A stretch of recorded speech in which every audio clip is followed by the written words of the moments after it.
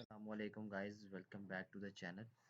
Guys, जैसे कि आपको मालूम है कि हमने स्टार्ट किए हुए हैं मैनेजमेंट प्रिंसिपल्स।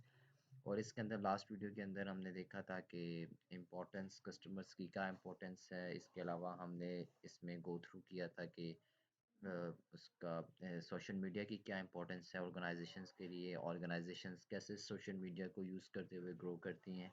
इन चीज़ों के बारे में हमने डिस्कस किया था। इसके अलावा हमने इनोवेशंस के बारे में डिस्कस किया था कि किसी भी न्यू प्रोडक्ट को जब मार्केट के अंदर लाया जाता है तो उससे कंपनी के ऊपर क्या फ़र्क पड़ता है, उससे कंपनी की रेपुटेशन, कंपनी की ग्रोथ, कंपनी की सेल, कंपनी का रेवेन्यू कैसे इंक्रीज़ होता है। तो ये लास्ट वीडियो हमारी थी इम्पोर्टेंस ऑफ इनोवेशन के ऊपर। तो आज जो हम बात कर रहे हैं that is called the sustainability.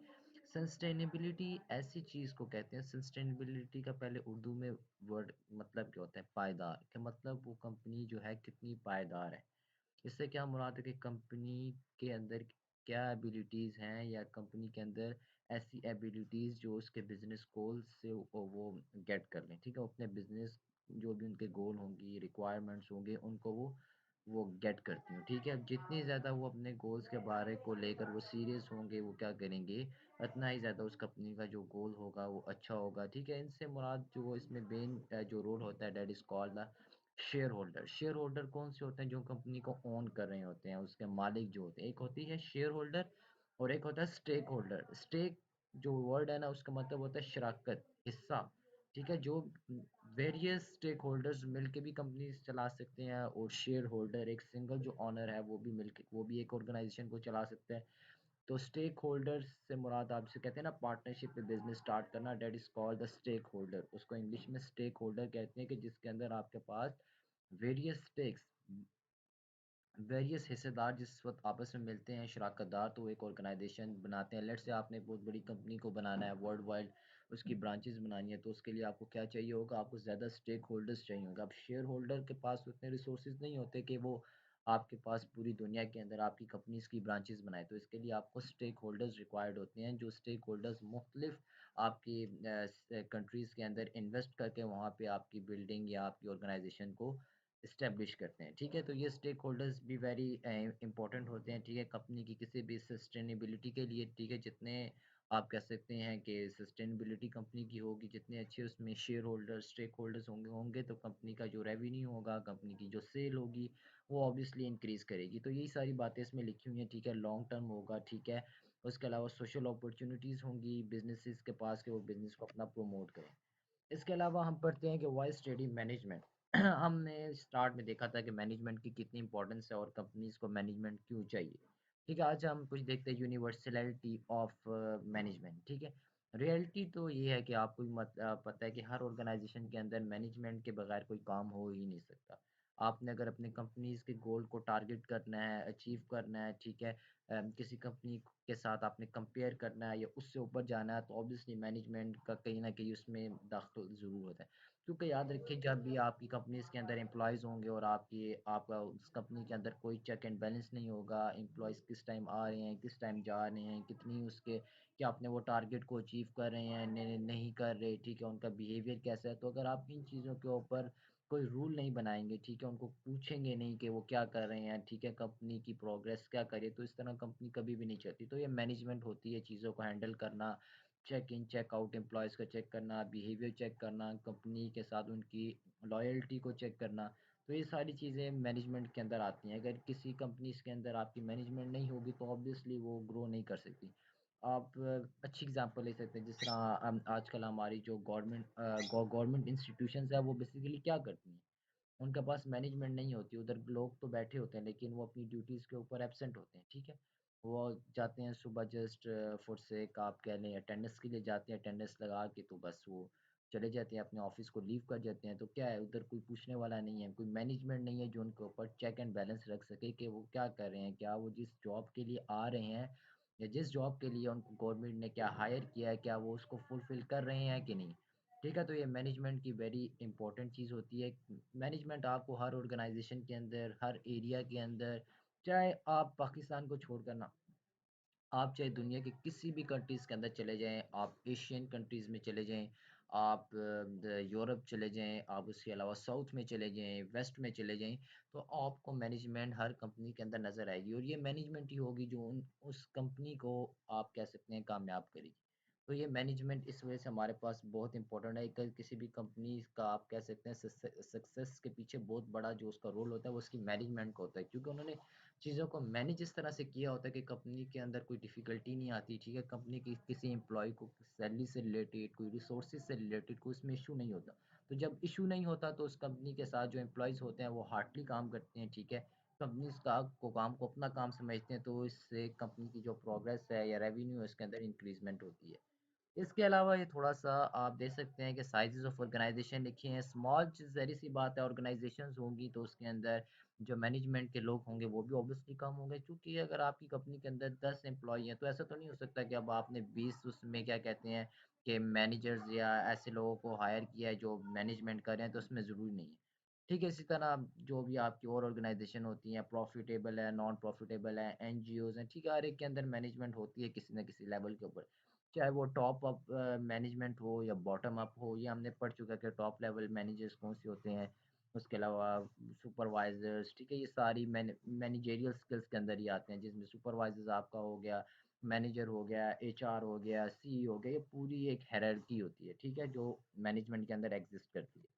इसके अलावा चैलेंजेस क्या होते हैं बीइंग ए मैनेजर, आपको भी पता है कि मैनेजर्स के पास बहुत से चैलेंज होते हैं, और वो क्या बेसिकली चैलेंजेस होते हैं, कंपनी को कैसे ऊपर लेकर जाना है, ठीक है, कंपनी के रेवेन्यू को कैसे इंक्रीज करना है, अपनी कंपनी को दूसरी कंपनी के से कैसे compete करना है, उसके साथ कंपेयर करना है या उससे आगे कैसे जाना है। तो उसमें क्या होता है, थैंकलेस जॉब है, ठीक है, इंटाइल क्लरिकल टाइप ड्यूटीज, ठीक है, Intel sorry clerical type duties, ठीक है, उसको देखना है कि वो ऐसी क्या मतलब अप्रोच करे या ऐसा क्या वो कंपनीज के अंदर चेंज करे जिससे वो दूसरी जो उसकी लेवल की कंपनीज हैं उनके उनके क्राइटेरिया को टच कर सके या उनसे एक्सीड कर सके, compete कर सके। जिस तरह कंपिटिटर्स होते हैं ना हर कंपनी के, जिस तरह आप लैपटॉप अगर कोई लेते हैं तो आपको उसके कंपिटिटर्स नजर आते हैं, एचपी है, डेल है, एसर है, इसके अलावा आपका लिनोवो है, तो ये सारे कौन से हैं, ये कंपिटिटर्स ही है ना।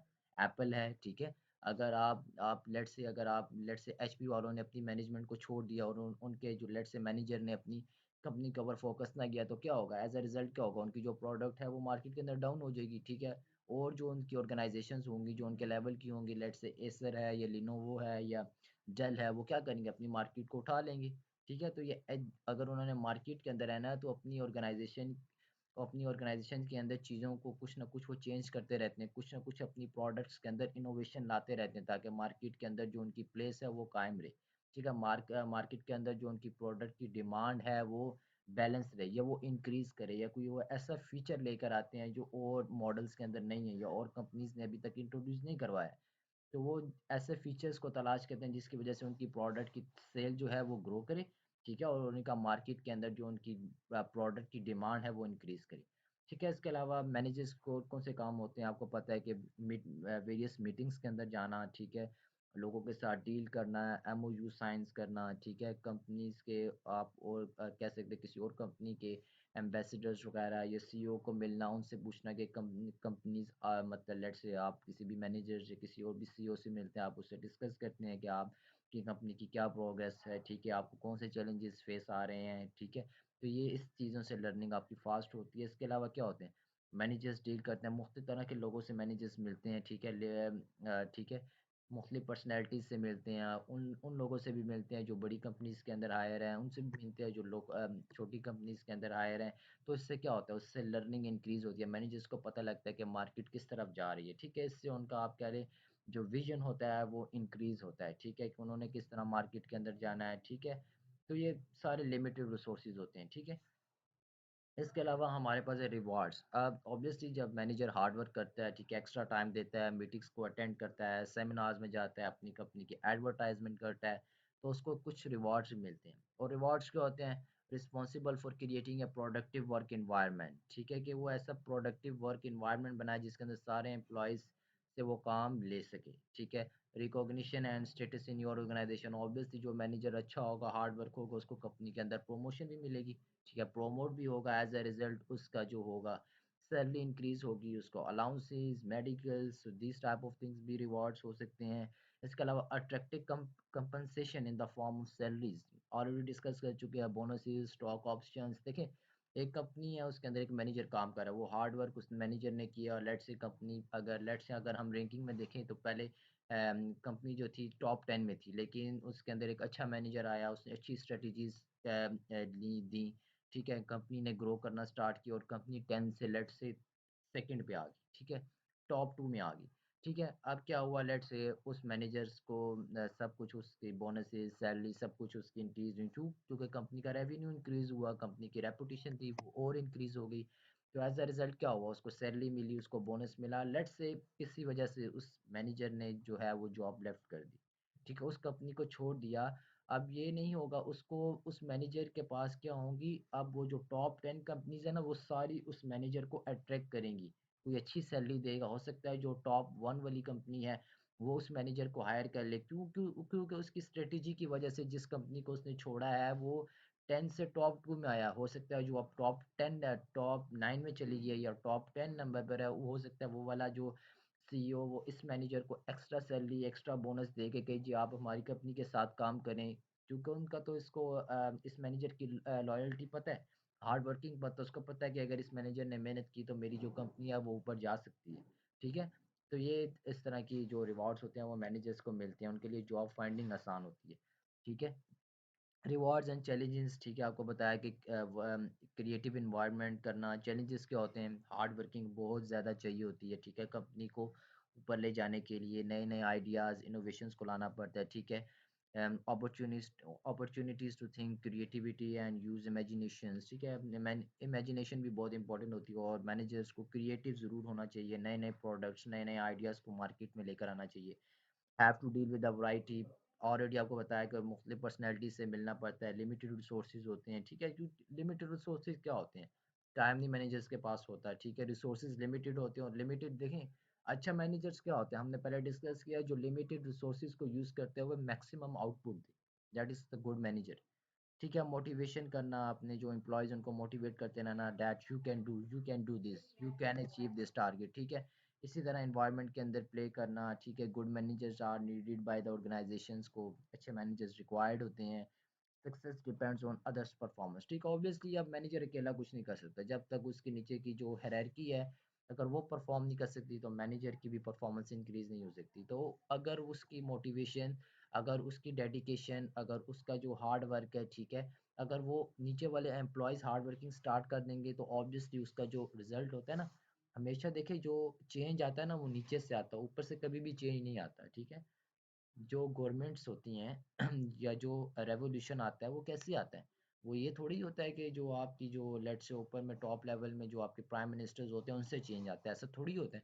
चेंज हमेशा नीचे नेशन से आता है, ठीक है, जब नेशन के अंदर चेंज आता है ना तो उसका पूरा जो इम्पैक्ट होता है ना पूरी कंट्री के ऊपर पड़ता है, प्राइम मिनिस्टर, प्रेसिडेंट, ठीक है, सबके ऊपर पड़ता है।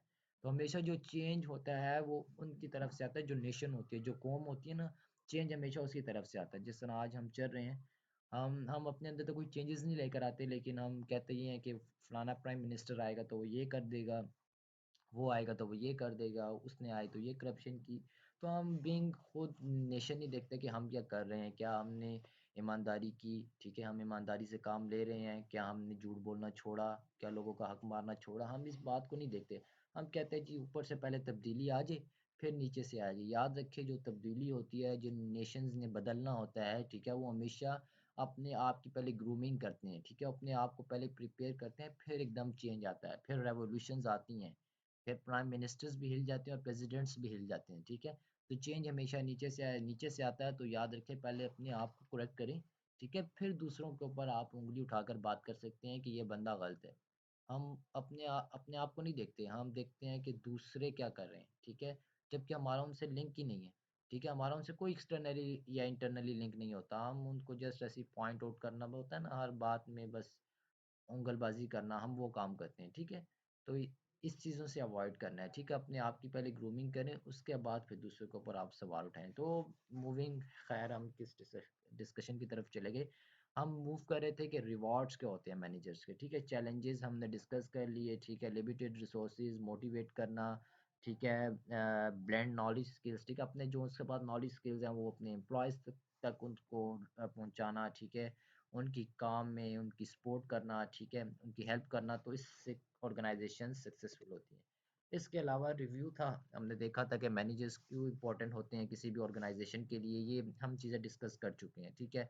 मैनेजेरियल स्किल्स रिक्वायर्ड होते हैं, क्रिटिकल थिंग्स, ठीक है, लेट्स से फला फला ये पढ़ लिया, ठीक है, tell who managers are and where they work, ठीक है, coordinates overseas meet with the other companies and CEO for better learning and experience, ठीक है, organisations goals can be accomplished, ठीक है।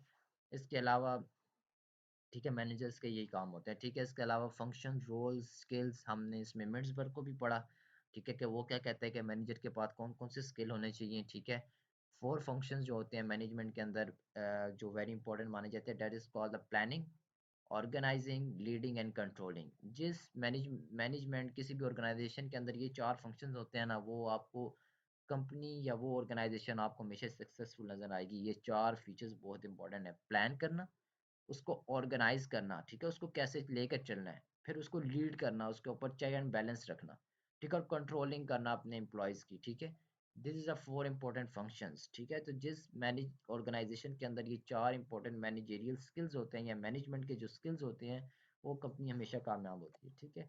इसके अलावा मिन्सबर्ग को हमने देखा था, उसने कहा था मैनेजर्स के अंदर भी कुछ हमारे पास रोल्स होते हैं, जिसमें इंटरपर्सनल, इंफॉर्मेशनल, डिसीशनल, ठीक है। इंटरपर्सनल क्या होता है कि अदर पर्सन के साथ इन्वॉल्व करना, फिगर हेड, लीडर। इन इंफॉर्मेशन हमने पढ़ा कि उसको क्या करना, और सेमिनार्स वगैरह में जाकर अपनी चीज़ों को उसका क्या नाम है, कंपनीज की एडवर्टाइजमेंट, ठीक है, लोगों को उसके बारे में बताना, ठीक है। कलेक्टिंग स्पोक पर्सन, डिसीशनल, ठीक है। रिसोर्स, स्मॉल रिसोर्सेज को यूज़ करते हुए मैक्सिमम आउटपुट देना, ठीक है। हैंडल रिसोर्स एलोकेटर, ठीक है, नेगोशिएटर, ठीक है, ये सारे स्किल्स होते हैं मैनेजर्स के बारे पास होते हैं। इसके अलावा कैट्स भी एक आपके पास आप कह सकते हैं एक बंदा था जिसने मैनेजेरियल स्किल्स को इंक्लूड करवाया कि टेक्निकल, ठीक है, टेक्निकल का मतलब जॉब स्पेसिफिक नॉलेज और टेक्निक्स होंगी। इससे क्या मुराद है, इससे मुराद ये टेक्निकल स्किल्स, देखें कौन से टेक्निकल स्किल्स होते कौन से हैं। लेट्स से आपने एमबीए किया, मास्टर्स ऑफ बिजनेस एडमिनिस्ट्रेशन, और आपको ऐसी जगह लगा दिया गया, लेट्स से आप कैसे आप इकोनॉमिक्स के अंदर लगा दिया गया, ठीक है, या छोड़ें ये सूटेबल एग्जांपल नहीं, एक और एग्जांपल है। लेट्स से आप थे ग्रेजुएट सीएस के, कंप्यूटर साइंस के, और आपको लगा दिया जी बीएस फिजिक्स के अंदर। लेट्स से किसी फिजिक्स के डिपार्टमेंट के अंदर आपको लगा दिया, और आपसे कहा गया जी आप इसकी इस जो है इस डिपार्टमेंट को प्रोग्रेस करें, तो आप नहीं कर सकते क्यों, चूँकि आपके पास सीएस की डिग्री है, आपको उस चीज़ का नॉलेज नहीं है। तो टेक्निकल स्किल्स क्या होते हैं कि उस जो जिस फील्ड के अंदर वो एक्वायर किया गया है उसके पास उसके नॉलेज हो और उसकी टेक्निक्स हो। तो ये गाइस आज की वीडियो थी जिसके अंदर हमने सारी चीज़ों को कवर अप किया। होप सो गाइस आपको वीडियो पसंद आई होगी। Kindly do like, subscribe and share. मिलते हैं नेक्स्ट वीडियो के अंदर। अल्लाह हाफिज़।